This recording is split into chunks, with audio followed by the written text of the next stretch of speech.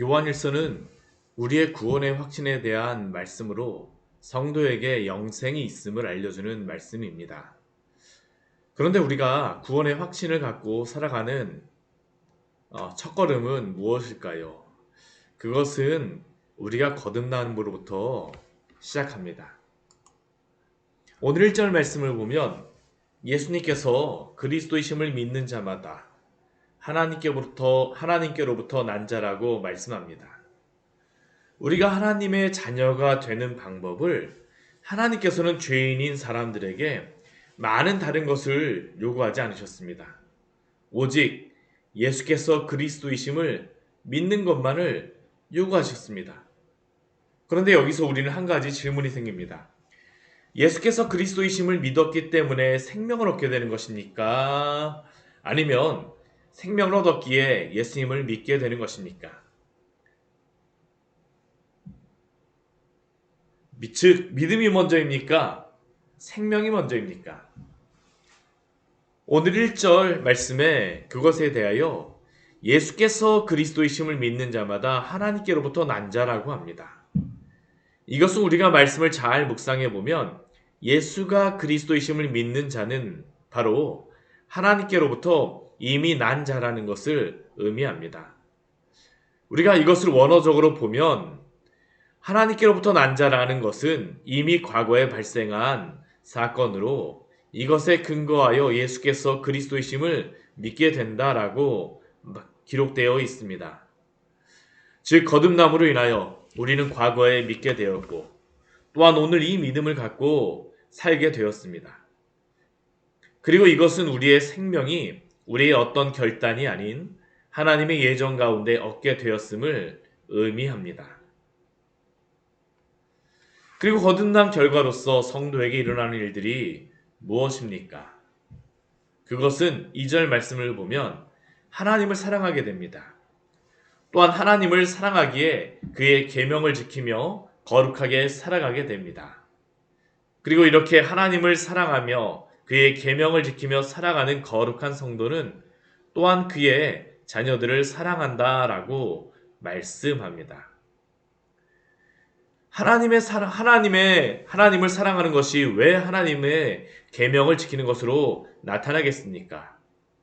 그것은 우리가 어떤 사람을 사랑하게 되면 그 사람이 원하는 것을 함께 하고 지켜주고 싶은데 바로 우리가 하나님을 사랑하게 되면 그의 계명을 지키는 것으로 나타나는 것입니다.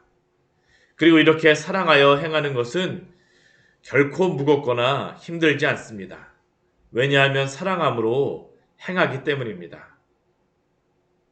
우리가 자녀를 키울 때도 그렇지 않습니까? 자녀가 아무리 때로는 실망도 시키고 힘들게도 하지만 왜 자녀를 위하여 해주는 것이 무겁거나 힘들지 않습니까? 자녀를 사랑하기 때문이죠. 결국 계명을 따라 살아가는 삶이 바리새인과 같은 삶, 율법주의적인 삶으로 빠지지 않게 합니다. 왜냐하면 그 밑바탕에 하나님을 사랑하는 그 사랑이 있기 때문입니다. 그래서 예수님께서는 마태복음 11장 28절과 30절에서 이렇게 말씀하셨습니다. 수고하고 무거운 짐진 자들아 다 내게로 오라. 내가 너희를 쉬게 하리라. 나는 마음이 온유하고 겸손하니 나의 멍에를 메고 내게 배우라. 그리하면 너희 마음이 쉼을 얻으리니 이는 내 멍에는 쉽고 내 짐은 가벼움이라 하시니라. 결국 우리가 하나님의 말씀을 지키는 거룩한 삶을 살아가다 지칠 때에 어떻게 해야 될까요? 그것은 바로 하나님을 사랑하는 마음을 회복하는 것입니다. 그렇다면 어떻게 하나님을 사랑하는 마음을 회복할 수 있습니까? 그것은 바로 믿음으로 회복하게 됩니다. 그리고 이 믿음은 무엇에 대한 믿음이냐 하면 예수께서 하나님의 아들이심을 믿는 믿음입니다. 곧 우리가 하나님을 사랑하며 그의 계명을 지키기 위해서는 바로 예수님께서 하나님의 아들이심을 믿는 믿음, 곧 복음으로 돌아가야 합니다. 이것은 우리를 사랑하여 죽으신 예수 그리스도를 믿는 믿음을 회복하게 될 때 우리는 하나님을 사랑하며 하나님의 계명을 지키며 세상을 이길 수 있음을 의미합니다. 그래서 4절과 5절의 말씀에서 세상을 이긴다는 것이 3번씩이나 나오는데 하나님을 대적하는 세상 속에서 어떻게 우리가 승리할 수 있겠습니까? 첫 번째는 하나님께로부터 난 자마다 세상을 이깁니다. 곧 승리할 수 있는 힘은 하나님이 주시는 것입니다. 그렇기에 오직 하나님께로부터 난 자마다 세상을 이길 수 있는 힘을 얻습니다. 또한 두 번째, 그 힘은 무엇입니까? 우리의 믿음입니다. 예수께서 하나님의 아들이심을 믿는 자만이 세상을 이기는 힘을 얻을 수 있습니다. 곧 복음의 진리에 대한 믿음을 가진 성도가 세상을 이기는 자임을 기억하십시오. 그렇다면 예수께서 하나님의 아들이심을 믿는 자가 세상을 이긴다고 하였는데 도대체 성도의 믿음의 대상이신 예수님은 어떠한 분이십니까? 6절과 8절의 말씀을 보게 되면 참 알쏭달쏭한 말씀을 합니다. 곧 예수님을 물과 피로 임하신 이로 칭하며 예수님이 물과 피로 임하셨고 증언하는 이가 성령이시다라고 말씀합니다. 곧 성령과 물과 피가 바로 예수님을 증언하는 셋으로 이 셋은 합하여 하나라고 말씀합니다. 도대체 이것이 무슨 의미입니까?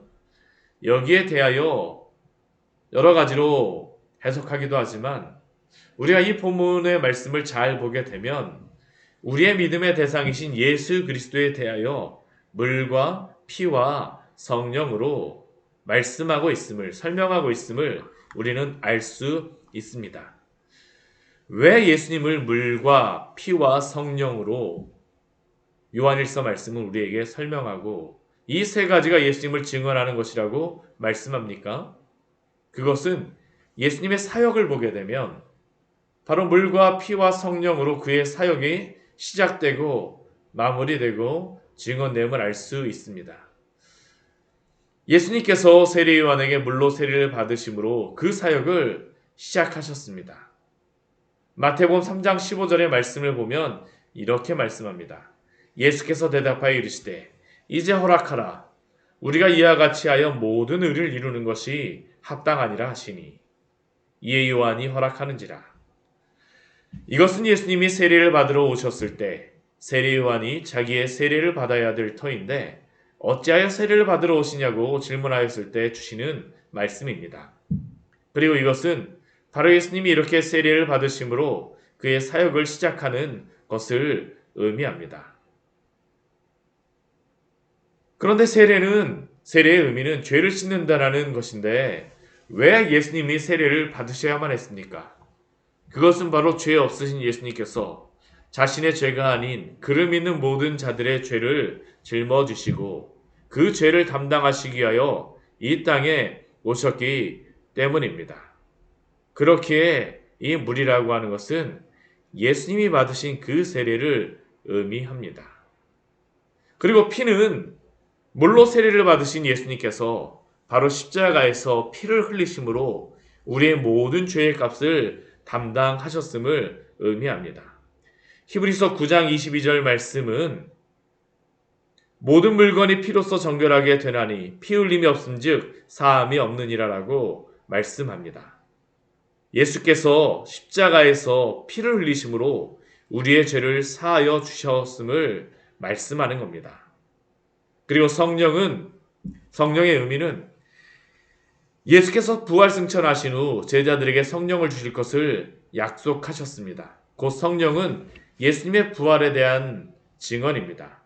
우리 사도행전 1장 4절과 5절 말씀에 보게 되면 사도와 함께 모이사 그들에게 분부하여 이르시되 예루살렘을 떠나지 말고 내게서 들은 바 약속하신 것을 기다리라. 요한은 물로 세례를 베풀었으나 너희는 몇 날이 못되어 성령으로 세례를 받으리라 하셨느니라. 그리고 예수님께서 이렇게 부활하신 후에 마가의 타락방에 성령이 임하셨습니다. 곧 물과 피와 성령 이 셋은 예수님을 증언하는 세 가지 증인입니다. 그렇다면 이 세 가지가 예수님에 대한 증거라고 왜 말씀을 하실까요? 9절 말씀을 보면 우리가 사람의 증언을 받는다라고 말씀합니다. 곧 사람의 법정에서도 증거가 있으면 그것을 믿게 되는데 바로 앞에서 제시한 이 세 가지 증거는 하나님의 증거로 사람의 증거보다 큽니다.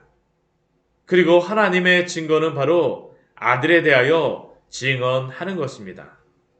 즉, 이 증거를 받아들임으로 하나님의 아들을 믿는 자가 자기 안에 증거를 얻게 됩니다.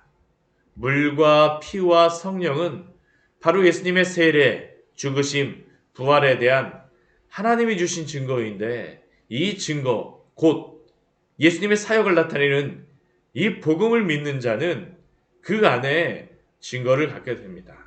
그러나 반대로 이 증거를 믿지 않는 자는 오히려 하나님을 거짓말하는 자로 만든다라고 말씀합니다. 왜냐하면 하나님의 이 세 가지 증거를 믿지 않았기 때문입니다. 곧 예수 그리스도를 믿지 않는다라는 것은 하나님 앞에서 큰 죄임을 우리는 기억해야 합니다. 기억하십시오. 그렇다면 중요한 것이 무엇입니까? 물과 피와 성령으로 증거를 받으신 예수님을 믿는 자는 예수 안에 있는 그 영생, 그 생명을 믿음으로 얻게 되는 것이요. 예수님을 믿지 않는 자는 생명 영생이 없음을 오늘 11절과 12절 말씀에서 우리에게 말씀합니다. 곧 예수님을 믿는 자가 바로 생명을 얻고 영생을 얻게 됩니다. 그렇게 사랑하는 성도 여러분, 예수님을 믿으십시오.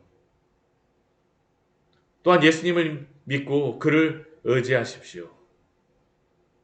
또한 여러분들이 믿으시는 예수님을 증거하십시오. 그를 믿는 자 안에는 영생이 있고 또한 세상을 이기게 됩니다. 예수님을 믿고 거듭난 자는 이 세상에서 거룩하게 살아가며 하나님과 그의 형제를 사랑하며 살아가게 됩니다. 같이 기도하도록 하겠습니다.